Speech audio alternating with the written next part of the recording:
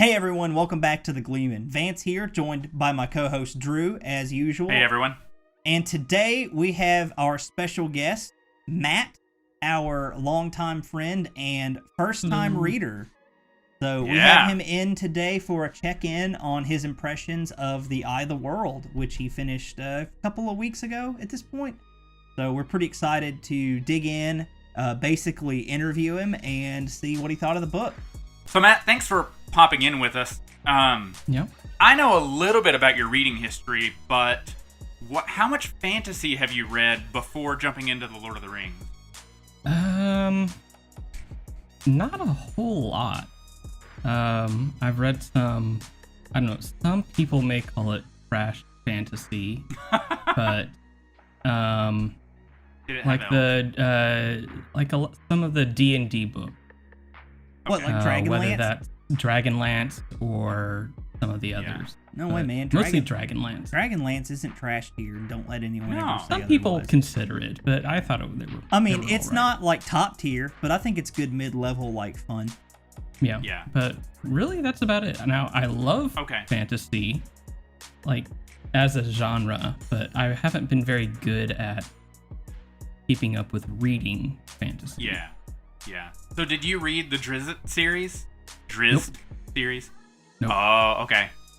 I think that is, if it's not top shelf fantasy, it's at least like, it's at least good fantasy. I would say it's upper mid tier if it's not in that top shelf category. It's yeah, right on and the I would cusp. say it's definitely the top shelf of like D&D Forgotten Realms stuff. So, Yeah. as you know, recommendations years from now when you finish the Wheel of Time. Mm-hmm. Okay, so what coming in with as a pretty blank slate reading fantasy, what was just kind of your impression of the feeling of the Eye of the World? It started off a little slower than I would have liked. Yeah. I mean, the frolics didn't come in until, was it end of chapter 2 or something? I can't remember. It's been so something like that. long. Mm-hmm. But yeah, there are like a couple the first of chapters chapter, it's there. just like, oh, they're farm people and they're getting ready for farm festival. Okay. Not sure what I'm supposed to do with that, but Yeah, Jordan spent basically almost half of the entirety of the Lord of the Rings just getting you set up for Emond's Field. Well, the entirety of the Fellowship of the Ring, I guess I should say. So, yeah, you really get that sense. This takes 12 chapters for them to even set out on their journey, right? yeah. So, And then it takes 6 chapters to even get to a smallish city. mhm. And then another 6 chapters to get to Camelin. Which are the longest feeling chapters. I just kept reading and it was just like, oh my gosh, when are they gonna get there? They've been sleeping under bushes for I feel like a month. Or a hedge. Yeah. And what? I don't have a vision of what he means when he says they're sleeping under hedges. Yeah. Or I think that he just means they're going off the road a little ways and sleeping under some scruff, some scrubland type I stuff. can see sleeping under trees or something, but Well, I and don't I know. think your old European roads actually had hedges. Hedgerows everywhere. Yeah, it wasn't uncommon across Europe to have actual small tree-like things, that ramble down. Right. A hedge you could crawl up under and hide in. But in America, we don't have as many species of hedge-like plants, nor do we put them along our roads intentionally. Right. Well, and so that's an interesting point because I never thought about it the first time I read the book, but on my second read through, I was like, man, this Camelin Road, I thought it was just some back road that people would walk, but no, it's the main road through the nation, and so it stands to reason that they would keep it up, with taxes and work crews and stuff like that. I mean, we even see some patrols move on through there when they're on the road. So, yeah, I mean, I think it's probably a slightly kept up road, especially from Four Kings onward to Camelin. Maybe less so from Four Kings back to Whitebridge or Bear Lawn. So we'll just have to we'll have to leave it up to our imaginations to think about that. But so a slow start for you. Slow start. A little bit. Well, not just slow start, just a long start. All right. So Matt, I did want to ask you about what you thought about Perrin and Egwene's chapters during this period, because you kind of talked about Matt and Rand, but you didn't talk about them. Those chapters were great. Aren't they? I liked them. It did a lot of world building. Mm-hmm. I mean, with the other chapters, it's like, oh, we're on a road. Oh, we're hiding from dark friends. We're still on a road. We're hiding from dark friends. There was no world building. Yeah, all you know is that it's a world with roads and evil people. I didn't care about the names of the villages they were going through because they probably will never talk about them again because they're small villages and stuff. Turns out I wasn't completely right, but at least about the people in the villages. But yeah. Oh really? Even Pater. But. Matt doesn't remember Pater. Matt doesn't remember Pater. Oh my god. I'm trying to remember. Pater is the dark friend that confronts them in a tavern. And he's the worst old dude? No, he's a kid. He's like their age. Right. I couldn't remember his name. Yeah.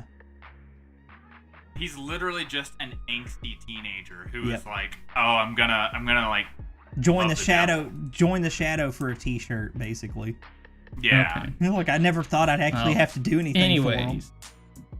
Perrin and Egwene's story was world building. It was characters that we might see again, might not.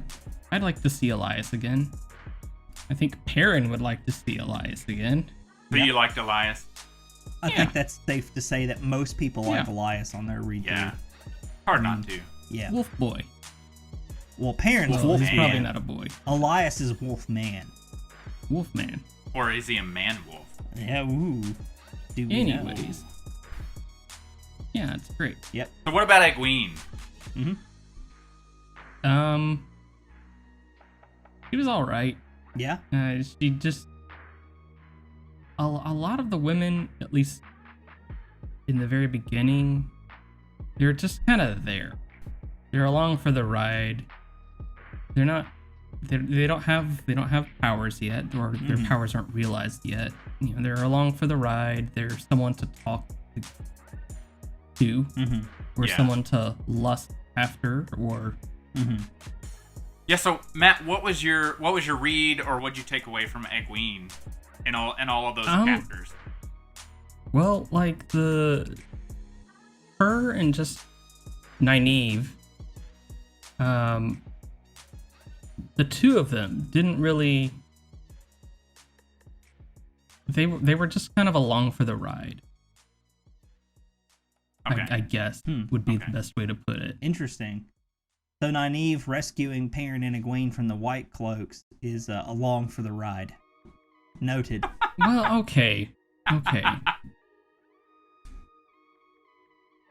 Do you just mean that there wasn't as much focus on their perspective? Yeah. Is that what you're trying to say? Yeah. Okay. Yeah. Okay. Oh, well, so I like this.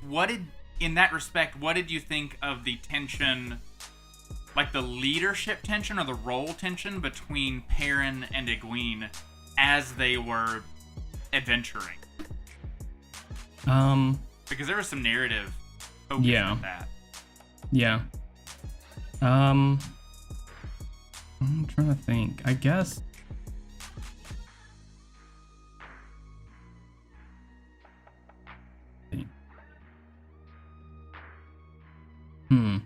Perrin, it seems like he was trying to be a leader, and Egwene was just fine with just having fun, and I don't know. Yeah. That's tough. Yeah, that might be a question that's a little bit more noticeable on a reread. I mean, you just met these characters. So you haven't been through their fully completed arc to see kind of what Drew's talking about there. So I do want to ask you specifically about what you thought about their encounter with both the White Cloaks and then the Tinkers, during their thing. Or I guess it's the Tinkers first, then the White Cloaks. So. I liked the Tinkers as a character route. Would you join the wagons? Commit to the way of the leaf? Yeah, maybe. You have to give up keto. You'd be down. Join a hippie commune, Yeah. Fair. Sounds great. Good. And their encounter with the White Cloaks, how did you think that played out? Oh boy. Yeah. Like you read about the White Cloaks in Barrelon. Yeah. Or in around Camelin. I can't remember if they were actually in Camelin. I think they were in Camelin as well. But and you get a sense that they're not very good guys. But then you meet the White Cloaks in that camp, and it's like, the captain, he's all right, I guess. Old man Bornhold. Yep. Yeah. Yeah. But Bayar. Ooh, what a great guy. Yeah. Stand up guy. Stand up, dude. Just wants to torture everyone. I'd totally let him babysit. And just that was interesting. Right. So, kind of backing away out of some of the early narrative plot points we're hitting here, I want to ask, who was your favorite character? And why was it? Oh, well, no, it's not Matt yet. Perrin. I think Perrin's really my favorite character. That's the strong choice. Yeah. In the first book, anyways. He has the most growth, I feel. Agreed. Yeah. And he has powers being built up in there, whereas which are cool. Yep. Matt and Rand, not so much. Except for Matt, who is developing the power to channel Star Wars Hayden Christensen. I mean, that's a pretty cool power. Right. The angst. Yeah, the angst. Yeah. That's who he is in this book. He's the angsty boy. So. Yeah. And I don't know. Matt, at least in this book, I'm not feeling. Yeah, right. Nobody does. Not at all. Right, but that's intentional, I think, in this book. I mean, he gets that dagger. It starts messing with him. It adds a little bit of stake to the story that Matt now has this thing that's making him sick and be kind of a dick to everybody. So. And now you know what Mordeth is, or what Pedar Logoth. Like what's infesting Pedar Logoth. Right. Yeah, it gives you a sense of what happened there. Yeah. Sort of. It's still like they talk about it a little bit, but I still don't really have a good idea of like, so these people decided to out-evil the Dark One. Stick it to him. That's pretty metal. And so the Dark One, is the Dark One afraid of Mordeth, Pedar Logoth? Why does at least the Shadow Spawn are freaked out? Yeah, the Shadow Spawn. Why does Mordeth work for the Dark One? He doesn't. Okay. So. I guess I'm a little confused about that. Yeah, well, it's intentional. Yeah. Like, you don't get a whole lot on it. That's a different book, so I won't talk about that. Yeah. But, So I guess what I'm saying is, like, Matt's descent into paranoia and angst, it shows you, like, the character, like, the essence of what is there in Pedar Logoth. Doesn't really give you the details of it, but you get a feel for, like, who, so to speak, is there. Yeah. And I feel like you're also seeing, like, maybe an essence of Matt. Like, it's a magnified essence, but feel like that is part of Matt's character in general. Interesting. Not the paranoia, but maybe the selfishness. Okay. Yeah, no, I see where you're coming from. That's fair. And I mean, well, let's not get into another book. We can cover that when we get there. So I also wanted to ask you, what did you think of the themes kind of in this book? Like the themes of fate, destiny, the struggle against it, the kind of accidental stumbling into it. Yeah. They're very common trope, but that doesn't mean they're bad trope. Right. Yeah. I like those. I like chosen ones. Chosen ones are great. Give me more chosen ones. And give me. We got to get the band back together. There wasn't quite that with this. The fellowships. Fellowships are great. Agreed. I want friends doing things, even if like maybe not like huge bands of friends. Right. But like. So you enjoyed the tight group. You enjoyed the part where everyone met back up in Camelin then? Yeah, that was good. Okay. That was great. Yeah. All right, Matt. So now that we're in Camelin in our conversation, how cool are the ways? Like, am I right? They're pretty cool. The ways are pretty interesting. And Machin Chin, like, I don't know why you would risk it. Yeah. Just seems like, you can go so much faster, but there's a not small percentage chance that your soul is going to be destroyed. Like big double-digit % chance. 20 maybe? Oh no, it's like 90. I don't know about 90. Well, I would say you've got a 50-50 shot of running into it. Well, it depends on how far you're traveling, right? That's true, like, too. The longer the trip you're undertaking, the higher the chance it's going to sense you and come eat your face. Right.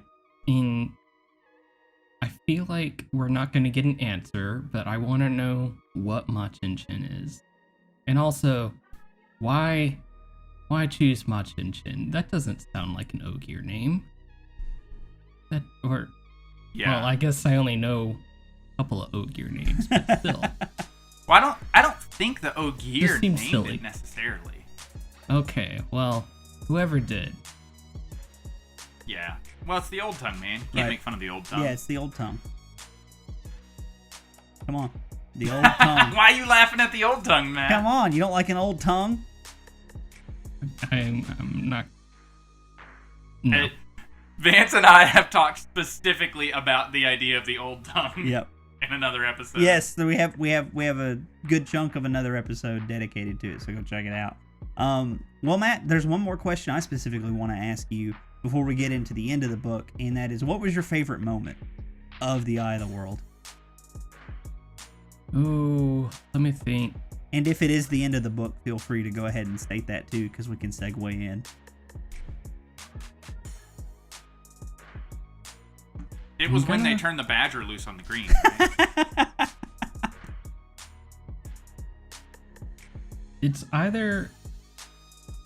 I think it's just Perrin's story in general. Perrin and Egwene. Okay. From them meeting the Tinkers to them meeting the White Right. Folk. So their whole split off storyline where they get separated was just great. Also, Rand. Well, no, this is a spoiler for newer ones, but or later books. Yeah, so don't state it then.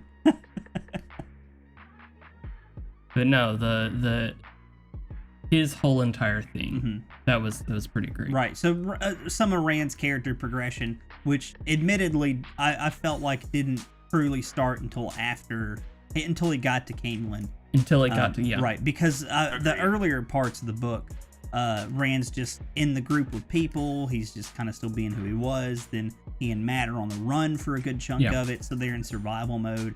And we really don't I enjoyed Rand's sections in that part, but we really don't get a sense of who Rand is and what kind of person he is maybe going to become until he hits Camelin, right? Like he starts going around, opening up a little bit. I mean, we saw a little bit of it in Bear Lawn, but it wasn't to the extent we get in Camelin. Well, and I'd argue that's kind of for structural reasons, because as sitting behind Rand's eyes in a world you'd know nothing about, Rand needed to be a little blank of a slate for us to see the world decently. Right, exactly. Whereas later we have so many perspectives, Rand can get Randy. Yep. So I'll make you Randy, baby. So let's go ahead and Matt, what'd you think of the ending of this book? The ending was kind of a whirlwind. It wrapped up kind of fast, I think. I liked it though. Yeah. You did like it? Yeah, I did like it. That's good. But it was very fast. And the Green Man wasn't your favorite character? We met the Green Man, and I did not care about him at all. I want to know more about him. I do want to know more about him. I don't care at all. It's just like this one-off character who's made of swamp stuff. You will learn a little more eventually. Actually, I think you'll learn a little more in the book you're in. Yeah. But, not a ton, but you'll kind of learn about it. Like, okay, so he's not a human, or maybe he is a human, but no, he's not human. Definitely not human. He's all made up of flowers and swamp stuff. Yeah, I think that would disqualify the he's a human or maybe he used to be a human, but I don't know. No, that's a theory. That's a theoretical possibility. But yeah, that's not conclusively disproven. Correct. So what did you think about like their journey to the Eye through the Blight? What did you think of the Blight?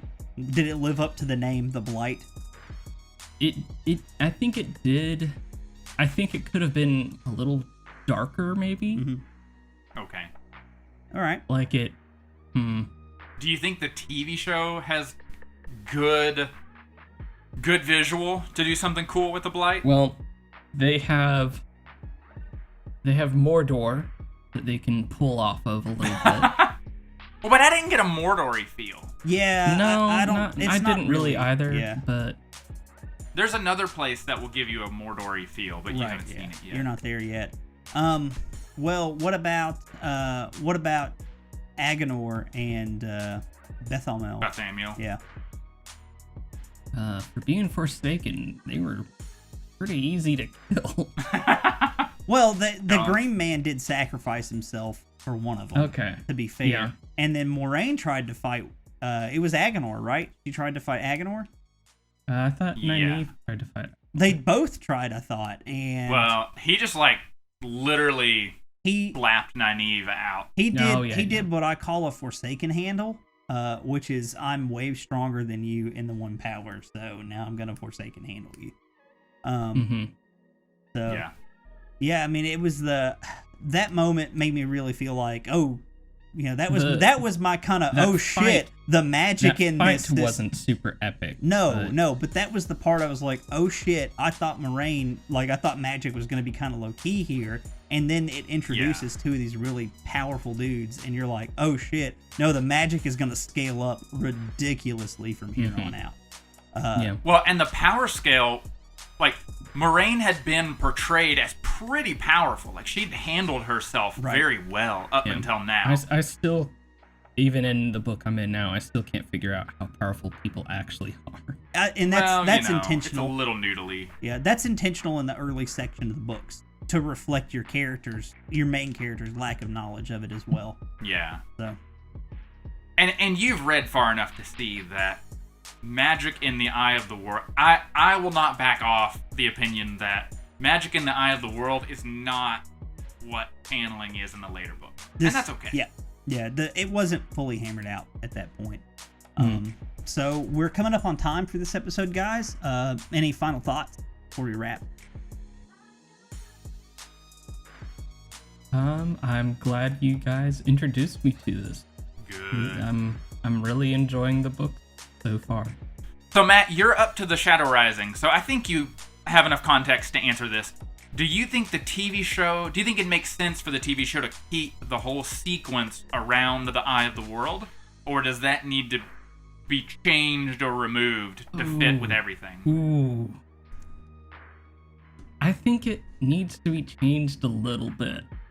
Okay, I don't know what do? I would do. Oh, okay. There needs to be something. I am not a writer, a professional writer, so. Yeah. When it's cool, so you hate to throw it away. Mm-hmm. Yeah, I mean, it needs to have something changed. I just don't really know what. There's something off about it. Yeah. Okay. Yeah, I think for me, partly it's because, like, the mechanism, like, the eye of the world itself is kind of a MacGuffin that has no payoff in the larger series. Yeah, right. Like, it doesn't make sense as the series, like, its channeling becomes what it is. So tweaking that or its purpose, giving it some sensible mechanism, I think that helped. Yep. Like it's a pot of sardine, and that's all it is. Yeah. So, which is infinitely and now it's accessible empty. Anyway. It's empty, and so that's all it is. That's all it is. Is a pot of pure untainted sardine. That's just it. It's not special. Untainted. It's not special. Yeah, it was at all. untainted. Okay. Yep. It's not special at all. That's not going to come back later on in the series. Don't worry about it. Which was actually peculiar to me that Agenor wanted it, because Agenor had unfettered access to sardine anyway. It's an infinite source, and his tie to the Dark One protected him from the taint. From going insane. Yep. Yeah. So it didn't seem insane. Well. Yeah. Yeah, I mean, any more than any kind of cartoony villain. They didn't seem like world-breaking insane. There you go. Yeah. So everyone, thanks for joining us here with Matt and Drew. As always, it's been a pleasure. Matt, we love hearing your takes on the Eye of the World, and hopefully, others who are reading the book or who have maybe finished this one and are on a later book will look at this and be like, yeah, this will give me some motivation to finish the series. And possibly even veteran readers will come back and watch this and enjoy your perspective on it. So thanks for doing this with us. I hope so. It's pretty good. Mm-hmm. Fun to have a fresh take. All right, well, look forward to seeing you next week, Matt. Yep. Yeah. All right. All right, everyone. Yep, as usual, this has been Vance and Drew from the Gleemen. Go ahead, click like on the video if you liked it, dislike if you didn't, subscribe, hit the bell icon, follow us on Twitter, Instagram, and Facebook, and we will catch you later.